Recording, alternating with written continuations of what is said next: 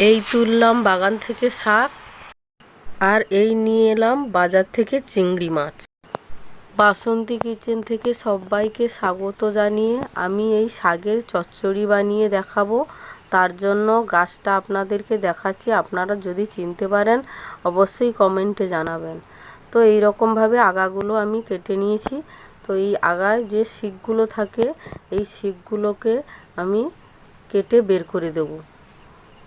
তো সবগুলো শাক থেকে আমি শিকগুলোকে পরিষ্কার করে নেব, নিয়ে ভালোভাবে কেটে ধুয়ে নিয়েছি। আর নিয়েছি বেগুন, এরকমভাবে কেটে নিয়েছি, আর নিয়েছি আলু। এরপর চিংড়ি মাছগুলোকে আমি কেটে বেছে ধুয়ে নিয়েছি। তারপর দিয়ে দিচ্ছি লবণ, তারপর দিয়েছি হলুদের গুঁড়ো, দিয়ে এইবার হাত দিয়ে আমি ভালোভাবে মিশিয়ে নেব। তারপর আমি উনুনটাকে ধরিয়ে এখানে একটা কড়া বসিয়ে দিলাম। কড়াটা গরম হয়ে যেতে দিয়ে দিলাম সর্ষের তেল পরিমাণ মতো। এরপর দিয়ে দিচ্ছি চিংড়ি মাছগুলো। এই চিংড়ি মাছগুলোকে আমি ভালোভাবে ভেজে নেব। দেখুন বন্ধুরা কতটা লাল করে ভেজেছি। ঠিক এই রকমভাবে আরও কিছুটা সময়ের জন্য আমি ভেজে নেব।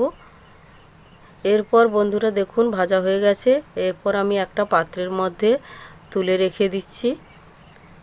এরপরে আমি নিয়ে নিচ্ছি আদা আর রসুন, এগুলো কেটে বেছে ধুয়ে নিয়েছি। এরপর শিলনোড়ার সাহায্যে আমি এগুলোকে বেটে নেব।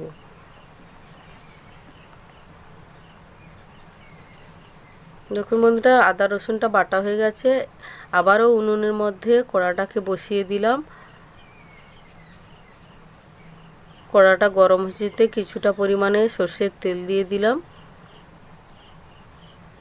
দিয়ে এরপরে আমি আলুগুলোকে তেলে ভালো করে কষিয়ে নেব, একটু লাল লাল করে ভেজে নেব। আর দিয়ে দিচ্ছি লবণ। দেখুন বন্ধুরা লাল করে ভাজা হয়ে গেছে।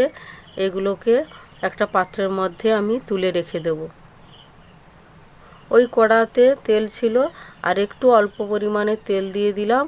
দিয়ে সেম আমি বেগুনগুলোকেও এরকমভাবে কষিয়ে নেব। দিয়ে দিলাম লবণ, আর একটু দিয়ে দিচ্ছি হলুদ। হলুদটা না দিলে এখানে কালো হয়ে যাবে, তার জন্য হলুদটা দিয়েছি। বেগুনটাকেও ভাজা হয়ে গেছে, এটাকেও আমি পাত্রের মধ্যে তুলে রেখে দিচ্ছি। এইরকমভাবে আবারও একটু কড়ার মধ্যে তেল দিয়ে দিলাম। দিয়ে শাকগুলোকে আমি ভেজে নেব। শাকগুলোকে দিয়ে এখানেও একটু অল্প পরিমাণে লবণ দিয়ে দিয়েছি। দেখুন বন্ধুরা শাকগুলোও ভাজা হয়ে গেছে। শাকগুলোকেও আমি তুলে নিচ্ছি। এরপর নিয়ে নিচ্ছি বাটিতে একটু কালো সর্ষে। সর্ষেটাও আমি শিলনোড়ার সাহায্যে বেটে নেব। আর সর্ষের মধ্যে একটু সামান্য পরিমাণে লবণ দিয়েছি যাতে তেতো না হয়। এরপর কড়া বসিয়ে আবারও তেল দিয়ে দিলাম। তারপর দিয়ে দিচ্ছি পেঁয়াজ কুচি। তারপরে এগুলোকে একটু ভেজে নিয়ে আবার দিয়ে দিচ্ছি আদা বাটাটা। তারপর দিয়ে দিচ্ছি রসুন বাটা। তারপর দিয়ে দিলাম হলুদের জল করে রেখেছিলাম, সেটা দিয়ে দিলাম। দিয়ে একটু আবারও নাড়িয়ে চাড়িয়ে নিচ্ছি। এরপরে দিয়ে দিচ্ছি লঙ্কার জল। জল করে রাখলে মশলাটা পুড়বে না। এরপর ভেজে রাখা যে সবজিগুলো আমি মশলার মধ্যে দিয়ে নাড়াচাড়া করে নিলাম।